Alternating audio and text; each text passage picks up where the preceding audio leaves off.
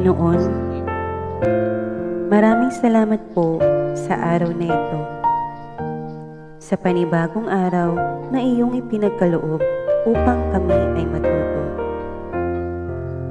Salamat po sa lahat ng biyaya, lalong-lalo na ang pagkakataong may pagpatuloy namin ang aming pag-aaral sa kabila ng mga pagsubok. Pagpalain at gabayan mo po ang aming klase at kaming mga mag-aaral upang malinang ang aming isipan at lubos na maunawaan ang mga aralin at magawa ng maayos at wasto ang lahat ng gawain. Gabayan at pagpalain mo rin po ang aming mga guro sa matyagang paghahatid sa amin ng mga leksyon at sa paggabay sa amin sa araw-araw. Ganoon din ang aming mga magulang sa patuloy na pagsuporta sa amin sa kabila ng mga kinakaharap naming pagsubok. Muli, maraming salamat po sa lahat. Ikaw ang aming sandigan at kalakasan. Amen.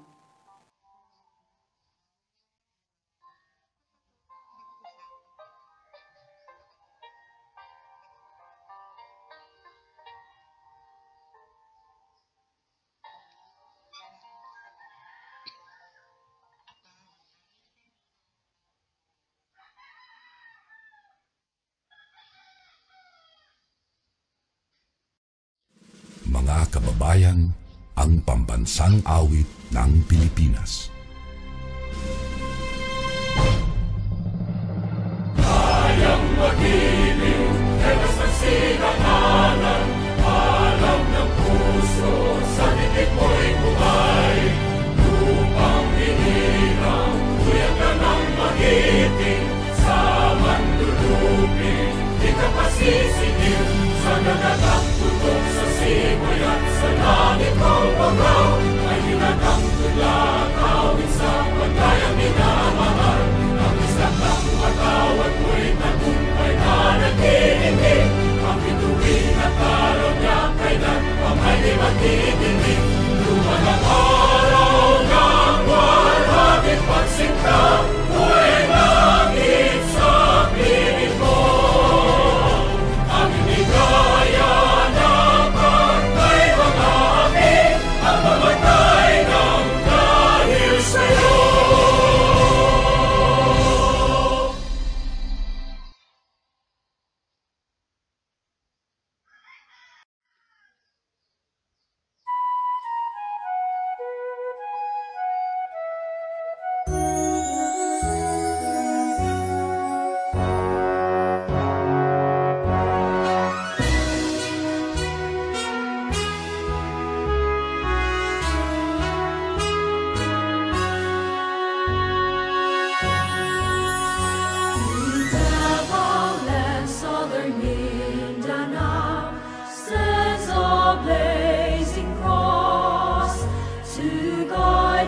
Transform his flock to Christ-like life and love.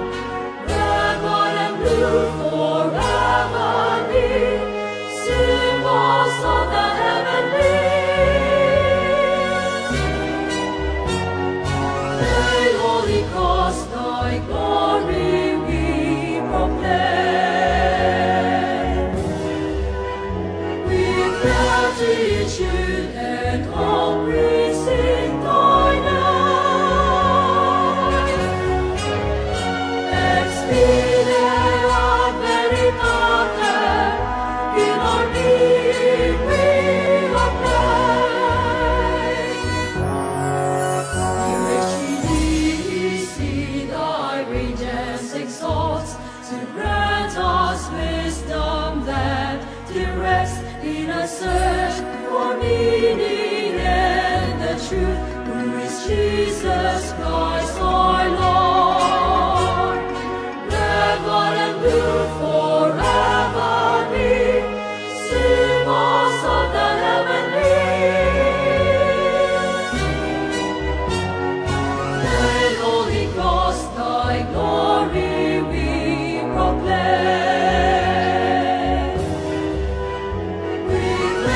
gratitude and hope receive thy name. Expire ad veritatem, in our being we acclaim. Alma Mater, dear, thy mark ascends, to mold the young, to serve the least, to be bearers of justice, love, and peace, and sharers of God's grace.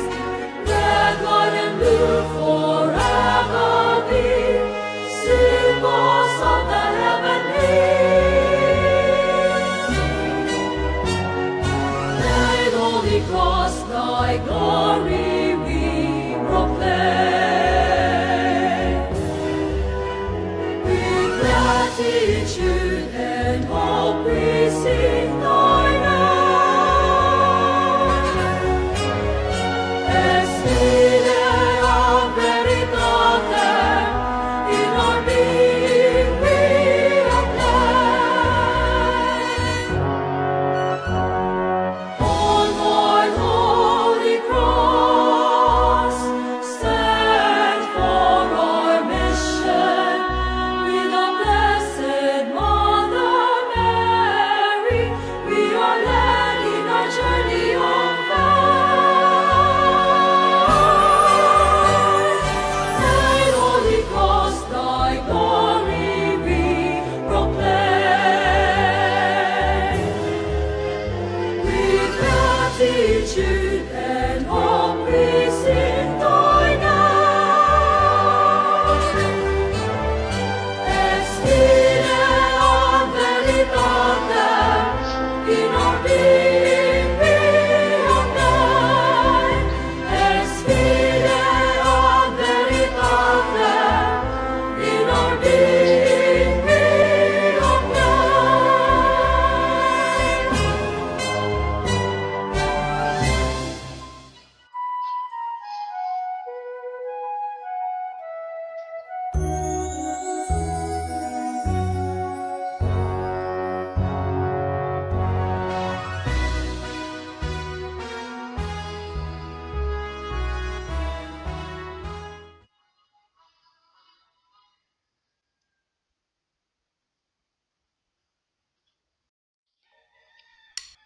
Okay, dear teachers,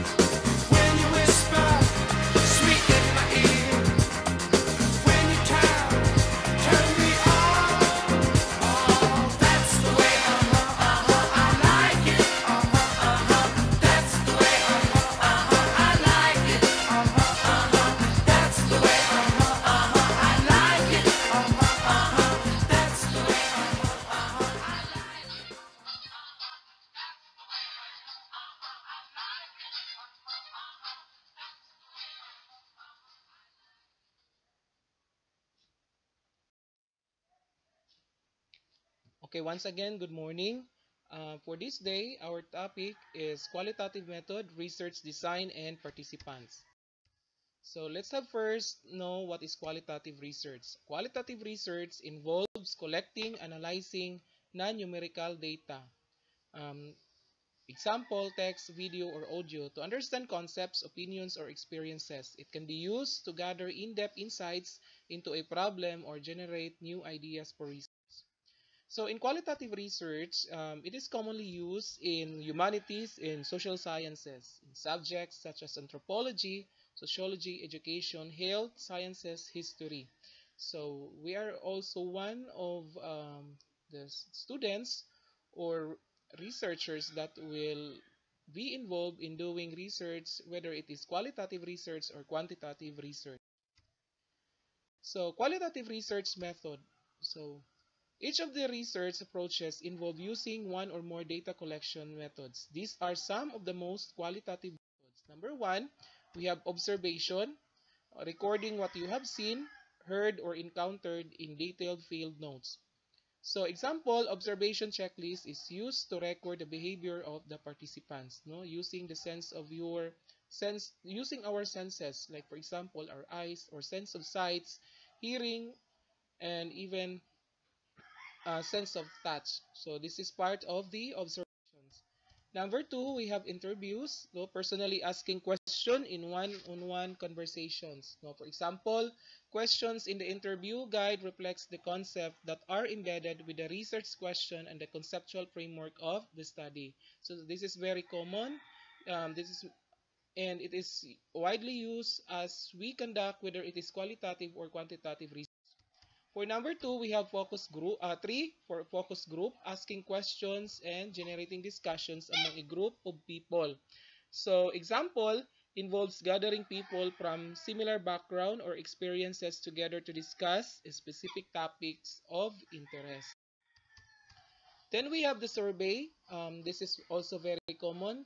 So, as a researcher, we have to distribute questionnaires in relation to the study that we are conducting or the topic that we choose. So we have to give it to the concerned participants or respondents, and usually it is in open-ended questions. Then for number five, we have secondary research, collecting existing data in the form of text, images, audio, or video. No? Example focuses on context generated by another qualitative method such as in-depth interviews, focus group discussion, or observation in ethnography and play a supportive analytical role with this method. So secondary research, I guess, naa na siguro yung nauna nga study ani, so murag i-ano lang siya, i-reconduct ang study in order to generate more results, generate more data, and we can have a conclusion or recommendations. So qualitative research design approaches, these are the common. We have grounded theory studies, case studies, ethnographic studies, phenomenological studies, and historical studies. So number one, we have historical studies for study. So in historical study, it is the ideal choice for studies that involves extensive examination of the past, including people, events, and discussion. So the purpose of a historical studies is to draw conclusions about the present and future base of research conducted in the past. So this strategy, no, uses stories from one or few individuals to create a coherent narrative. No, for example, na a researcher study could explore the personal experiences of Filipino overseas workers documenting their challenges and triumphs in a narrative form. So depende sa imuha kung unsa imuhang topic. So na pwede ma-qualify into a historical study. So this is also historical studies is a part of the methods of the qualitative research. So the purpose for historical study, so looking at the past to inform the future. So we are digging the files from the past in order to compare if it is relevant or it has bearing. So para siyang comparison. So methods involved, we have documents, oral recordings, and interviews. Then it has also a limitations, no? Issues with validity can only use the historical information that is available today, and primary sources are hard to locate. So there is sometimes a questions the validity of the information. However, as a researcher, we really have to make ways to have information on the topics that we are going to, or research study that we are going to undergo. So mas mahirap siya, but sabi nila you have to choose the topic or research that gets you more interested para hindi ka mahirapan sa pagkakandak ng studies. So, for number 3, hard to triangulate findings. Find other resources to back up the information provided by the original resources. Minsan kasi sa historical studies, parang ang mga resources or references ay baka wala na, or ano na siya, obsolete na siya. So, you really have to consult or get some of references that will support your study if you are going to use historical study in your qualitative research. The example questions: what caused an outbreak of polio in the past that may contribute to the outbreak of today? So these are the example questions for historical studies. Then how has the attitude of LGBTQIA+ changed over the past 50 years? So these are examples of the questions in relations to the historical studies under qualitative method. Then we have phenomenology. So it is a wide-ranging form of study. In this research model, the researcher looks to gather information that explain how individuals experience a phenomenon and how they feel about it. This model recognizes that there is no single objective reality. Instead, everyone experiences things differently. So, sa phenomenology, no, this strategy is about understanding experiences from the perspective of those who have lived it. So, kasagaran ang mga respondents ani or ang participants na sila'y na-experience nga parang very significant in their lives, no? For example, the researcher could study or will conduct a study in the Philippines exploring the life experiences of typhoon survivors, revealing their coping mechanism and resilience. So you are going to look, if you are going to use this method, you are going to look for the participants who have actual experiences nga imong pwede magamit sa imuhang research, no, sa imong topic nga gipili.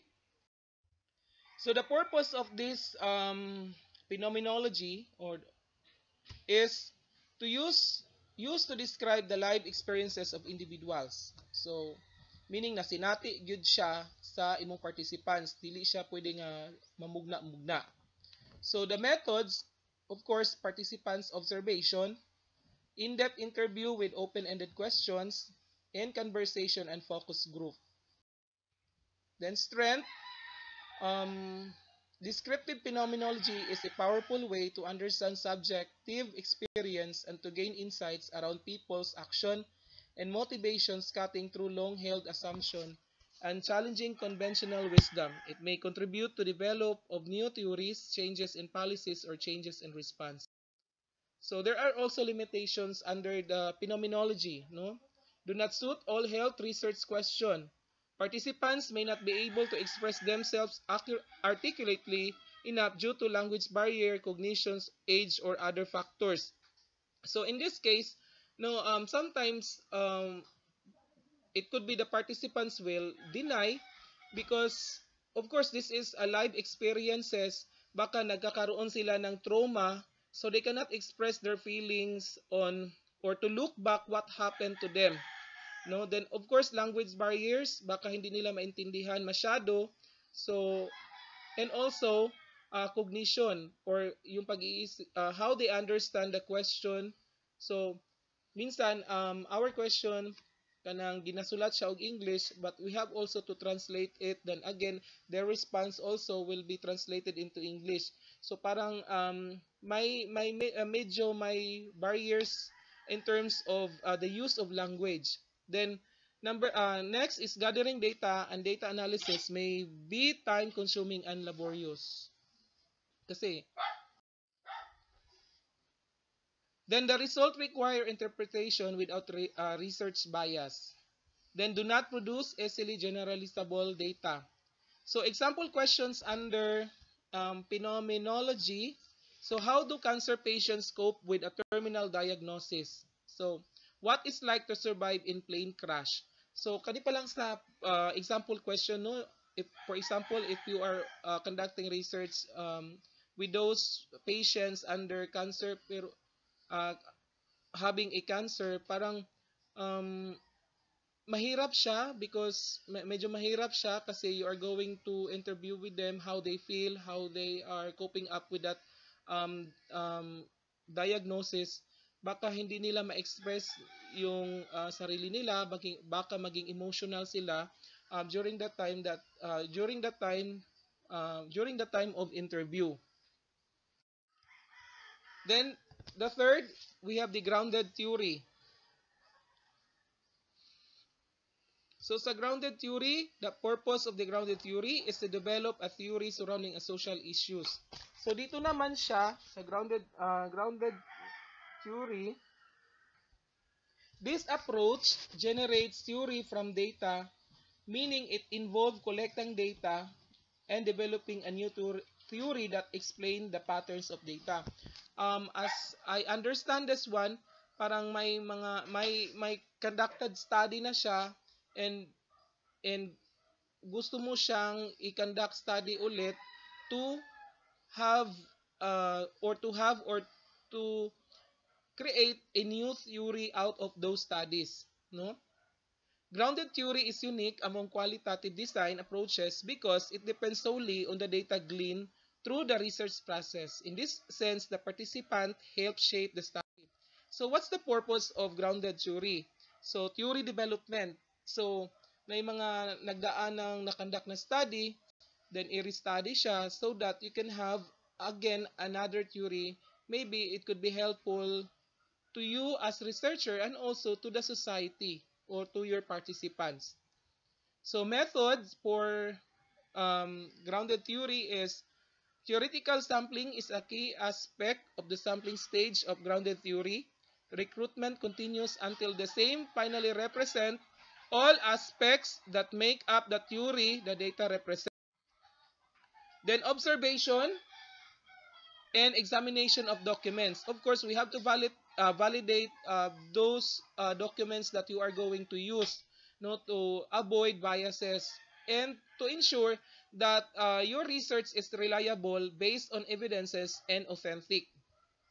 Then focus groups and interviews. So depende again yan siya kung ilan ba yung participants mo if you are going to use the grounded theory. Then the strength, widely used across a wide of discipline according to Bryant and Charmas 2017. Then facilitate theory construction of fresh concept. It also avoid assuming structure are stable. Then useful for when researcher wishes to explain a process, not to test an existing theory. Then we have this limitation. So limitation, inherently not useful for the application of received theory, not useful for testing hypothesis. An analysis of data involves elements of researcher's own subject judgment. So here are the example questions under this grounded theory. How do perioperative nurses foster a culture of safety and risk aversion? And what is the impact of hand-nerve disorders on a person's function, activity, and participation? Then we have this ethnography. So ethnography, it is a study of a specific within a culture. No, researchers pursuing this study format will immerse themselves into the culture they are searching. The qualitative data is gathered through a direct observation of interaction with participants who belong to that culture. The information is then presented through their perspective. Ultimately, the study aims of understanding group culture. So in this method, um, it is a type of research where the researcher immerses themselves in the environment and culture of the group being studied. When I was in college, we experienced to go to a certain community, observing the way of life of that particular community. I think as I recall, para siyang ano siya, um, ko, uh, forestal community doon sa may Marilog. So we spent days and nights there observing how they live, how they interact with each other, and we got some informations kung ano ba yung source of income nila, paano ba sila nag-survive, paano ba sila nakikisalamuha sa iba. Basta lahat-lahat na tumutukoy sa kultura nila, ginagawa namin ng documentations and observation. So purpose to describe the characteristics of a particular culture or ethnographic group. Siguro mga ang scope nito or ang participant usually from ethnic group or a certain culture that you would like to study. Then the method, the researcher places themselves as a participant's observer amidst the culture. So when you go to that particular place, no, the most important thing that you are going to do is to have courtesy call with the barangay officials. Kasi this is one way also to ensuring your safety. Baka hindi maintindihan ng mga tribo or yung subject mo sa study mo, bakit kayo nandun. Baka mapagkamalan kayo na may something na gagawin sa kanila. So that the barangay officials could also assist and inform them that you are there to conduct study about their culture, about the way of life, their way of life, no, para hindi kayo masita or for security reason din po yung courtesy call sa barangay officials. Yun po yung ginawa namin when I was in college. Na kailangan talaga before you go to the place, you have to inform the proper authorities, no? What's your purpose? What will be the implications of conducting the studies of that particular community or culture? Then the setting is very important consideration within ethnographic studies as the exploration of the people and their behavior must be within the context of that cultural situation. So step involves, of course, identify the culture to be studied. No, kailangan pagplanuhin siya, may plano.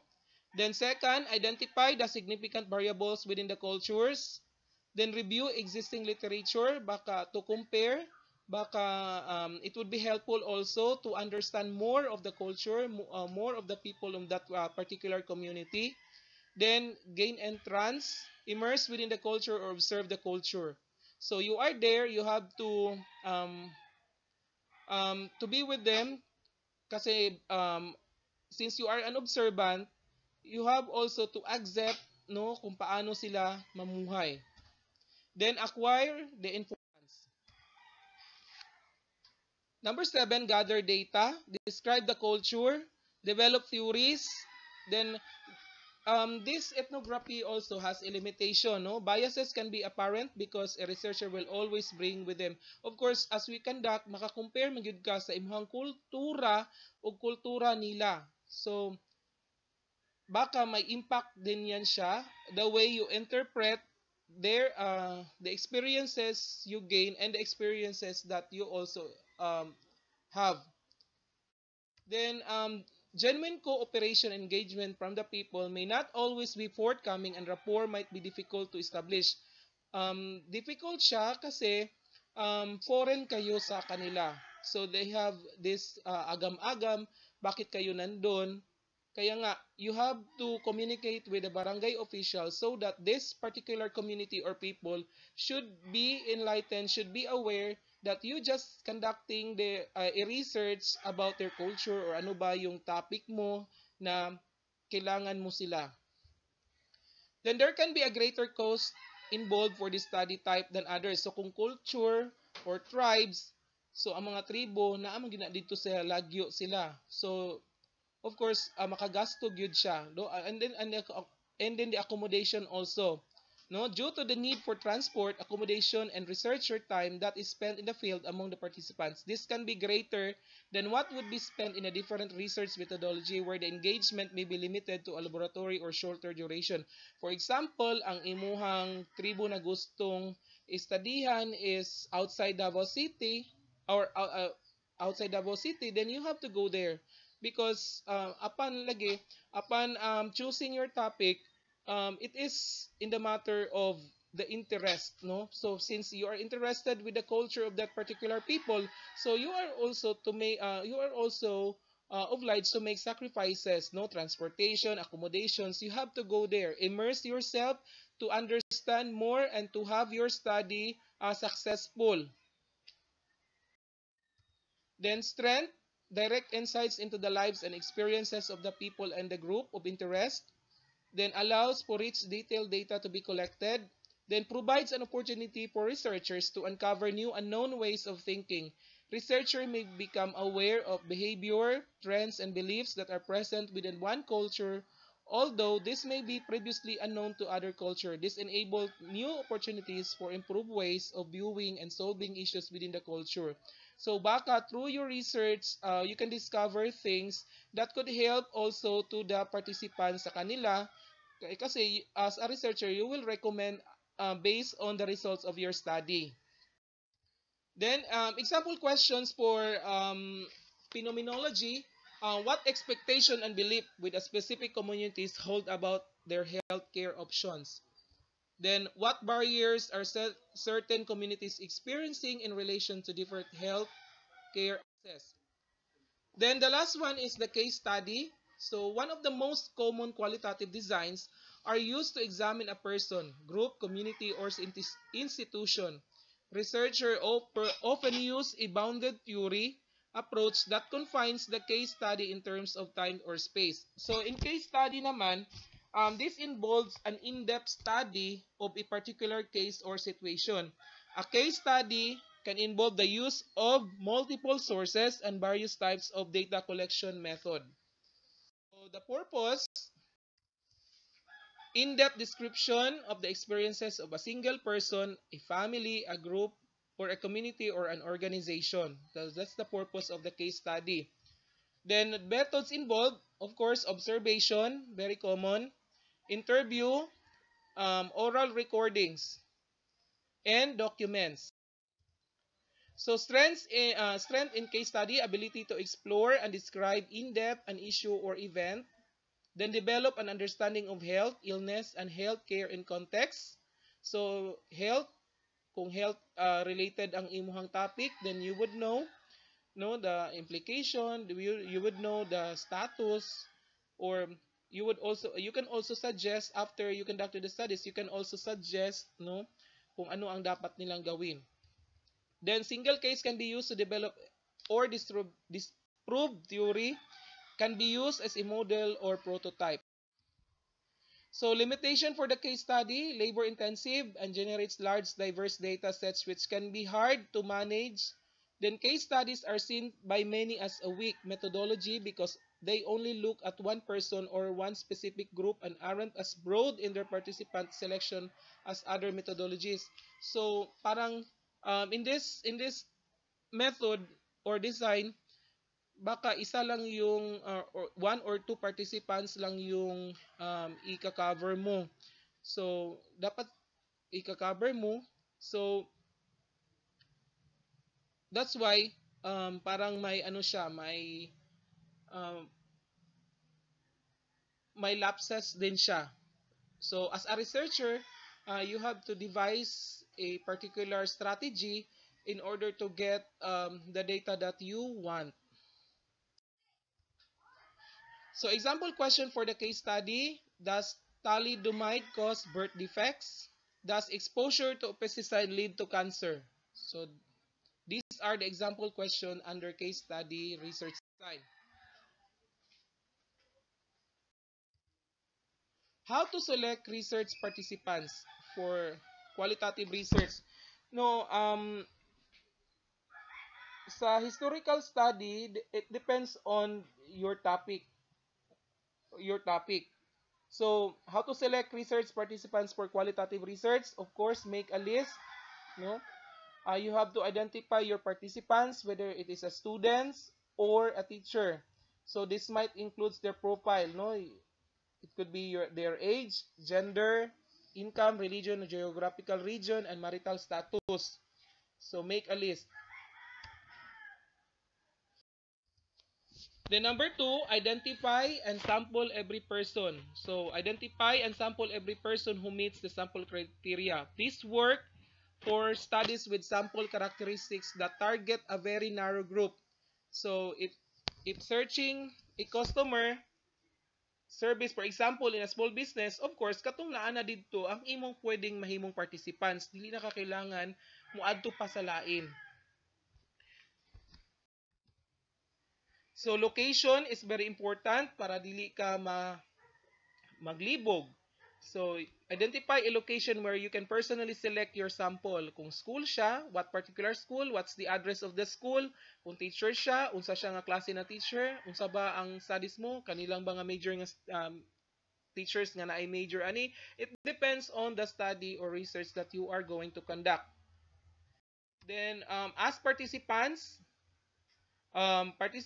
to suggest other participants who qualify. No, you have for instance, ask participants in an online survey. So we have this Google form. Pwede naman siya ani gamiton, no? Or you have also your participants would have some acquaintances like dagan silang friends na mo qualify sa imong study, then you could also ask help or assistance na pwede to sila mahimo bang participants pod. Then contact people who can suggest participants who fit with your profile. In education, research ask, no? So for example, again, if your target participants is school, you have to ask the permission of the principal, or you have to ask the permission. Always ask permission. So then with that, you should always bear in mind that the data of the participants should be treated highly confidential. No, you have to protect because the Data Privacy Act is in effect. Then refine your sample. Refine your sample by eliminating from the research or result any participant whom you suspect do not meet the requirements or have been dishonest about matching the characteristics. So pwede naman po siya nga ang participants, kung if you are hesitant to that particular participants, pwede man nimo siya ilisan siya. Pwede ra pud ka mupuli og laing participants that meets with the requirements based on your topic or research. So my case study, no, I just got this one from phenomenological method. So case study niya, the patient's body relationship and life experience of a facial burn injury, a phenomenological inquiry of early psychosocial adjustment. So ang abstract niya or a background niya, throughout the development and into adulthood, a person's face is the central focus for interpersonal communication, providing an important insight into one's identity, age, sociocultural background, and emotional states. The face facilitates important social, including non-verbal communication, therefore sustaining a severe burn, in a particular, a facial burn, is a devastating and traumatizing injury. Burn survivor may be encounter unique psychosocial problems and experience higher rates of psychosocial maladjustment, although there may be a number of potential mediating factors. So diri ang participants sa iyang study is those patients na naka-experience og kanang nasunog. So particularly sa part sa face, kung unsa ba ang ilang gibati, how they cope up with this traumatic incidents. So, as I've said, phenomenological method or phenomenology, it talks about, or this is a strategy about understanding experiences from the perspective of those who have lived it. Katong yung naka-experience. So, ang iyang objective The purpose of this phenomenological study was to examine the early recovery experience of patients with a facial burn. In particular, this study focused on how the injury impacted on the participants' relationship with their own body and the challenges for early psychosocial adjustment within the first 4 months of sustaining the injury. So, lisod siya no because baka na trauma itong participants, how she or he cope up um, to go back to his or her normal lives despite of these traumatic experiences, no? So then methods kani nga study. So ang ihang participants, 6 adult participants encompassing 2 females and 4 females ranging from 29 to 55 years of age with superficial to deep dermal facial burns with background burns, then total body surface area, were recruited from a severe burn injury unit in Australia in participation in a burns modified adult attachment interview. Narrative data were analyzed thematically and informed by Colizzi methods of data analysis. So result sa iyahang study, 3 overreaching themes emerged: relationship to self, other, coping, and meaning-making. Themes identified related to how the experience affected the participants' sense of relationship with their own bodies and with others, as well as other challenges of early psychosocial adjustment. All participants indicated that they had experienced some early changes in their relationship with their body following their burn injury. Of course, so dati wala ka normal pa ka, okay pa imong itsura. Of course, if you experience these traumatic experiences ug naa siya mga markings nga, for example imong mga ulat, um your self esteem siguro ma lower, or ang imuhang confidence also will not be boosted because of this traumatic experience. Then conclusion. So according to the researcher, these findings highlights the struggle. So nag-struggle gyud ay ang mga burn survivors experience with post-burn adjustment, but express altruism and optimism around their recovery.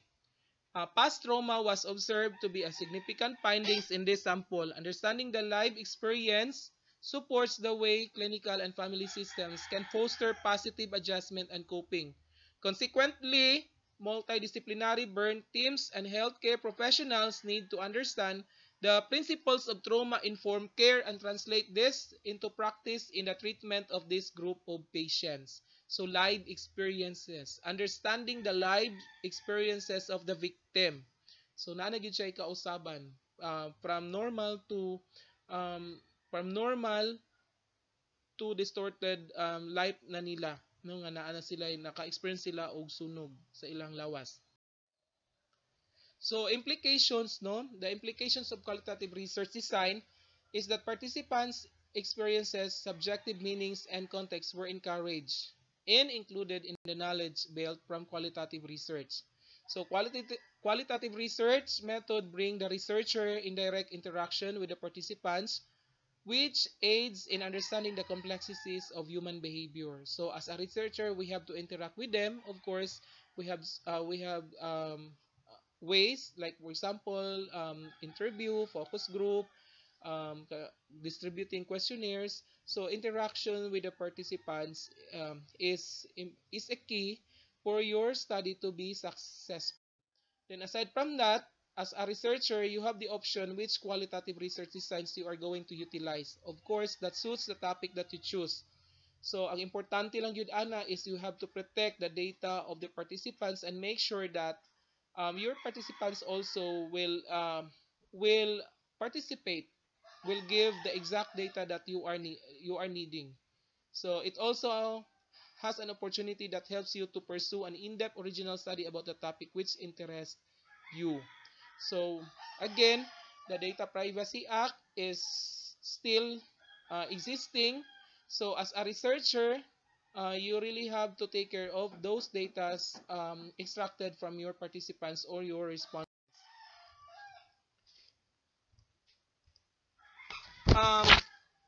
Then sa naman sa participants, number of participants sa historical study, so depende maguna sa imong topic kung pila imong need. no, sa historical study. Then phenomenology, as according to Criswell, so pwede na daw ang 3 to 25 participants for phenomenology. Then for grounded theory, according to Morse 1994, 3 to 50 participants will do. Then for the ethnography, siguro one ethnic, since community man ni siya, pwede siguro isa ka komunidad, no, one community comprises of a population. Then the case study, um, it could be 3 to 10 person. Okay, so that ends my report. Thank you, co-teachers, for listening and for spending time with me. I hope you learned something. And if you have suggestion or other clarifications, or you can add more informations, then feel free to raise your concerns. Ang ato lang diri is magtinabagay man pud ta, so that we can understand those concepts related to conducting research. Maraming salamat po at mabuhay tayong lahat.